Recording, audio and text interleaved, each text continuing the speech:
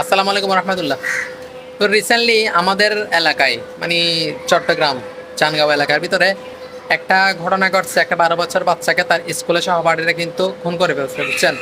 এই খুনটার এখানের মধ্যে তিনটা জিনিসই সমস্যা। এক নাম্বার হলো কি জানেন? আমাদের নৈতিক শিক্ষার অভাব। দুই নাম্বার হলো আমাদের ভারতীয় যে সিরিয়ালগুলো আছে, বিশেষ করে ক্রাইমের যে সিরিয়ালগুলো আছে, ওগুলো অবশ্যই সরকার থেকে অফ করে দিতে হবে। তিন নাম্বার হলো আমাদের পারিবারিক কিছু শিক্ষা, বুঝছেন?